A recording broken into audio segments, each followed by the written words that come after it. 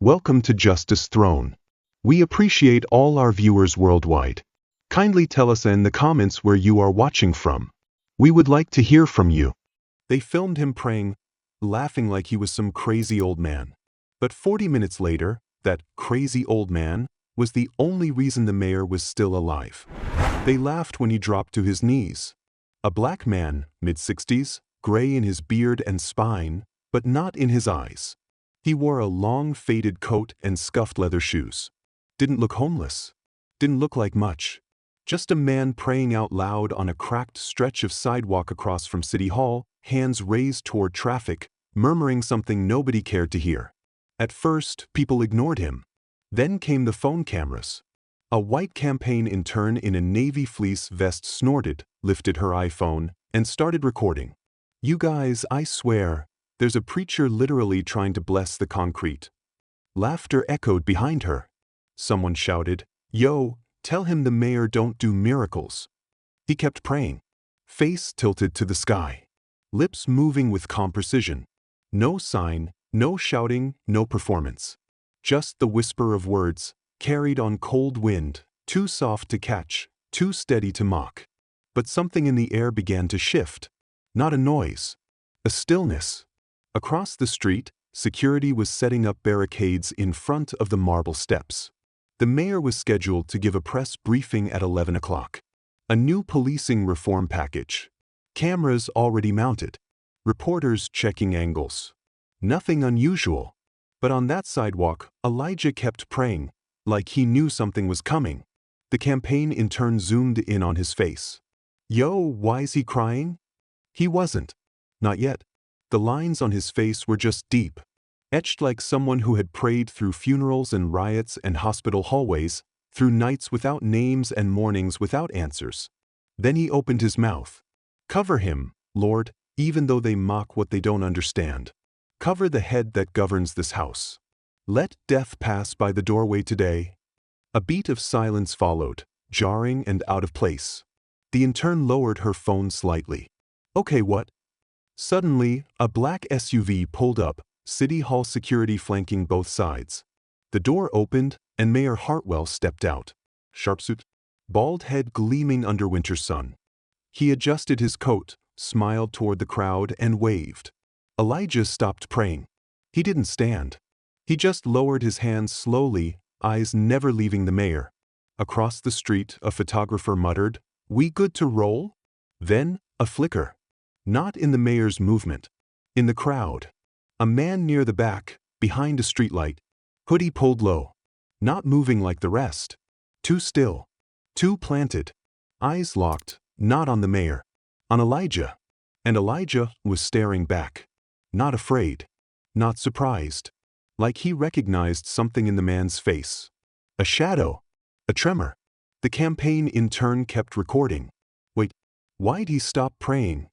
A breeze swept through hard and fast. It rattled the barricades and sent a pile of flyers tumbling across the sidewalk like dying birds.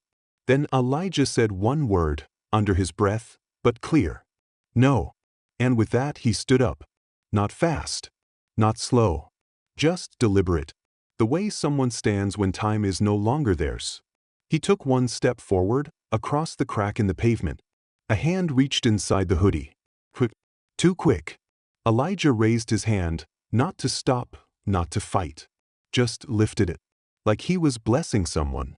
The hoodie man froze. Inches from pulling. Something faltered in his stance. His breathing changed.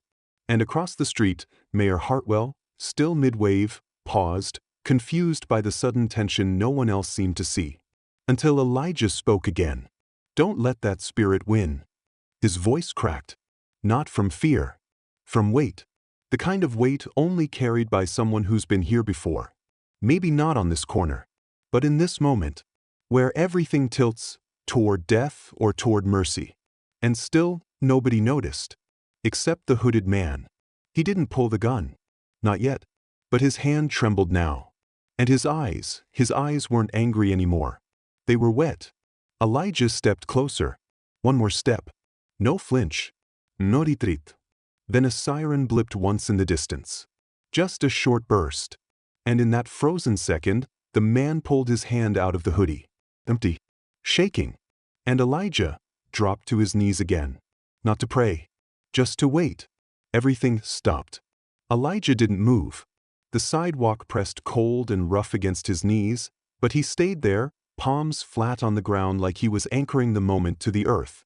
Across the street, the mayor's smile had faded, just slightly. He squinted toward the sidewalk, not quite understanding what had changed, but feeling it. Like the air had dipped, or the light had dimmed a notch. The hooded man was gone. Slipped back behind the streetlight, disappeared into the moving crowd like smoke folding into shadow. No one noticed him leave. Not even security. But Elijah did. He turned his head slightly, just enough to glance where the man had stood. His lips parted. Not in relief. In quiet heartbreak. Because nobody knew what had just been spared. Behind him, the campaign intern lowered her phone. Her voice was softer now. Okay, that was weird, right? Like, did y'all feel that? Her friends didn't answer. One guy stared at the footage on her phone. Another just kept watching Elijah like he was trying to figure out if this was some kind of performance art or something heavier. On the marble steps, Mayor Hartwell adjusted his collar. His press handler leaned in, whispering fast. But he wasn't listening. His eyes stayed locked across the street, on the man who hadn't stopped watching him. Then came the change. The mayor's foot shifted, just slightly off balance. He cleared his throat and started down the steps, toward the street. One of the security guards stepped in, murmuring something. He waved them off. Elijah stood again. Slower this time. His body older than the moment, but his spirit sharp. They stared at each other. The preacher. The politician. Two men separated by barricades, years, and 100 misunderstandings. And then the mayor did something nobody expected. He walked across the street. Straight through the gap in the barricades. Across the asphalt. Toward the cracked sidewalk. Past the stairs. Past his staff yelling behind him. Until he was standing right in front of Elijah. You all right, sir? Elijah's voice came low. I wasn't praying for me. The mayor's expression didn't shift, but his breathing did. Almost imperceptibly. Like a man who just missed a car accident he never saw coming. I don't know what just happened, the mayor said quietly, but something changed. A long pause followed. Then Elijah's hand lifted, shaking just slightly, and he pointed toward the streetlight where the hooded man had stood. There was death, waiting there. And it left because it saw you were already covered. Silence. Heavy. Personal. The mayor didn't reply right away. But something in his face cracked open, just a sliver. Behind them, press cameras started clicking. People recording again. Not laughing this time. Just watching. Come inside with me, the mayor said. Elijah blinked. I'm not dressed for a podium. The mayor smiled faintly. Neither was God when he covered me. And then he turned. Elijah hesitated. This was the moment. The pivot. The weight and mockery, the cold knees, the laughter, they all led here. But still, he hesitated. He looked back once toward the place where the threat had stood. And he nodded. Then, without speaking, he followed the mayor through the barricades. And for the first time that morning, the crowd didn't laugh. They stepped aside. Some lowered their phones. Others stared like they were witnessing something they didn't understand, but couldn't look away from. A city's pulse had skipped, and only one man felt it before it stopped. As Elijah passed the marble steps, he laid his hand on the cold stone. His fingers lingered, not because of awe, but because the city never touches back. Until now. The double doors of City Hall whispered shut behind them. Not a slam. Not a clang. Just a hush. Like the building itself had inhaled. Inside it was colder. Polished floors. Fluorescent light. Echoes of movement somewhere deeper in the halls. But right now, it was just the two of them standing in the grand atrium, Elijah and the mayor. No security. No staff. Just quiet. Mayor Hartwell walked a few paces ahead, then stopped beneath the massive bronze seal of the city mounted on the wall. He stared at it for a long moment, then turned slowly. I shouldn't have walked out there. Elijah raised an eyebrow. But you did. Hartwell nodded, almost to himself. Yeah, I did. His hands were trembling now, subtle, but enough that he clasped them together in front of him to hide it. "You saw something, didn't you?" Elijah's voice stayed even. "You already know I did. Tell me what it was." He looked away. "Tell me," the mayor said again, quieter this time. Not demanding. Needing. Elijah looked up at the skylight above them. The sunlight fractured across the ceiling, casting warped patterns onto the floor. He had death in his eyes. But he couldn't pull the trigger. Something pulled him back. Something. A presence. Silence. The mayor let that word hang. Then his voice dropped lower. "I felt something in my chest. Like heat and cold at the same time. Like someone reached through my suit and grabbed my lungs." Elijah nodded. "Then you already know who it was." The door behind them creaked. A young security officer stepped in, looking wide-eyed. "Sir? Media's asking why you left the steps. They want a statement." Mayor Hartwell looked at Elijah. Then back to the officer. "Tell them the mayor saw something sacred and wanted to understand it." The officer blinked. "Sir? Just say that. And no one else comes in here." "Not yet." He turned back to Elijah. "You were kneeling. What were you praying?" Elijah's hands were folded now, thumb rubbing over the calloused ridge on his palm. That God would spare this city. That he'd make the proud stumble and the broken stand up. The mayor exhaled. "Then I guess I stumbled." Elijah studied him closely. "Or maybe you stood up." The silence between them wasn't empty, it was full. Heavy. Like it might break something open if it stretched much longer. Then Hartwell whispered, "I wasn't supposed to be mayor." "Not really. I was the guy who smiled in commercials. The placeholder. The safe face. I shook hands and raised money, but I never believed I belonged here." Elijah said nothing. Just listened.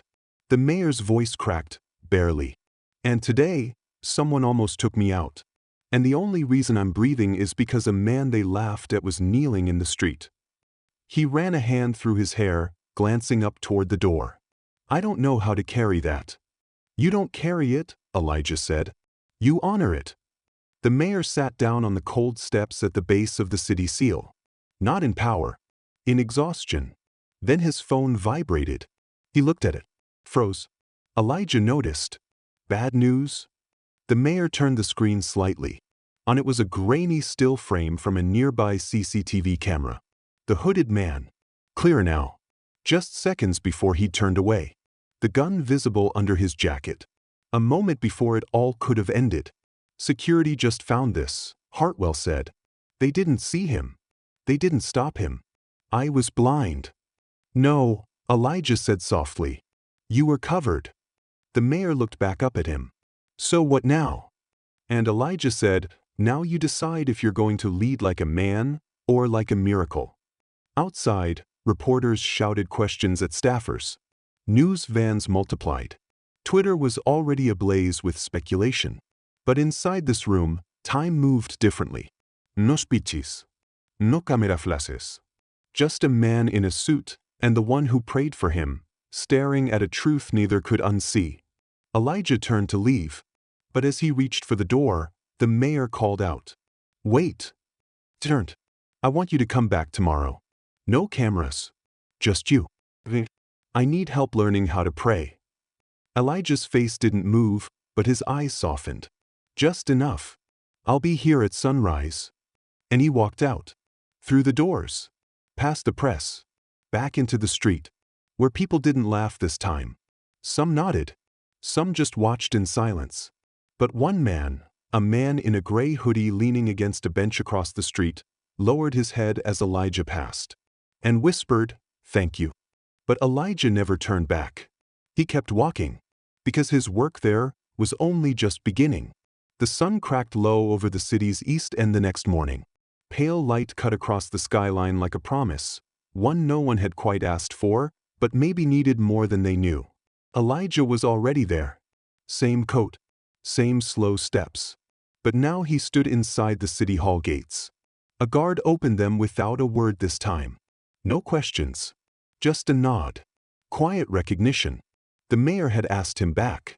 But the kneeling wasn't the same today. He didn't fall to the sidewalk. He stood on the concrete steps, face to the rising sun, and whispered his prayer, not for a miracle this time, but for what comes after one. Inside, the mayor waited. No cameras. No staff. Just him. Tie off, sleeves rolled, pacing alone in the rotunda like a man about to meet a truth, not a person. He turned when Elijah entered. For the first time in years, he looked like a man without a script. I didn't sleep, the mayor admitted. I didn't ask if you did, Elijah replied. They stood there for a long moment. Not pastor and politician, just man to man. Then Hartwell reached into his coat pocket and pulled out the printed photo, grainy still of the man in the hoodie, frozen in the moment before he would have pulled a trigger. They're saying he planned it for weeks. Tracked my campaign stops. Memorized my routine. And he still walked away, Elijah said.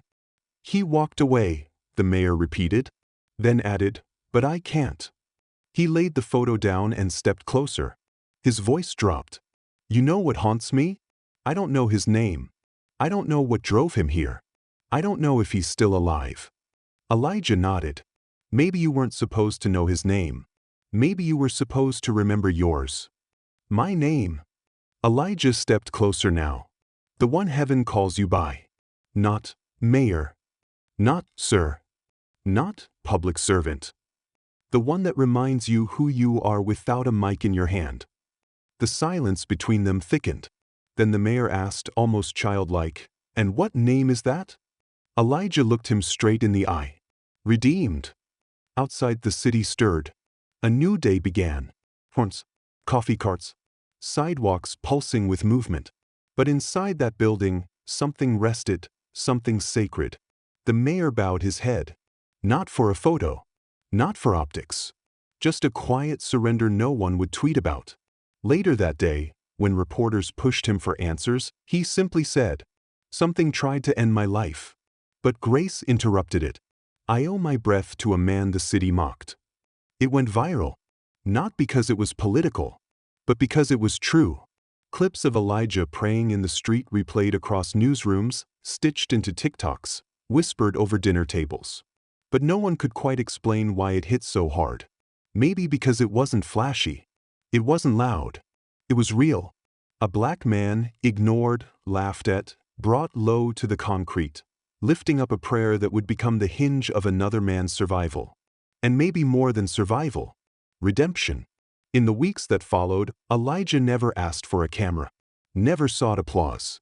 But once a week, at sunrise, he'd walk up those same marble steps and pray for a city that might finally be ready to listen. Some mornings, the mayor joined him. They never said much. They didn't have to, because something had shifted, and those who passed by knew it, because in the heart of a city built on image, ambition, and noise, a single kneeling man reminded them what power really looked like. And it looked like surrender. If this story moved you, take a moment, like, share, and subscribe. Your support helps us keep telling stories that cut deeper than headlines. What do you think about the pastor saving the mayor? Drop your thoughts in the comments below. Would you have stopped to pray in that moment? Or kept walking? We want to hear from you. This is Justice Throne, where truth kneels in public, and sometimes the world finally looks down to see it. Stay tuned. More stories that matter are coming.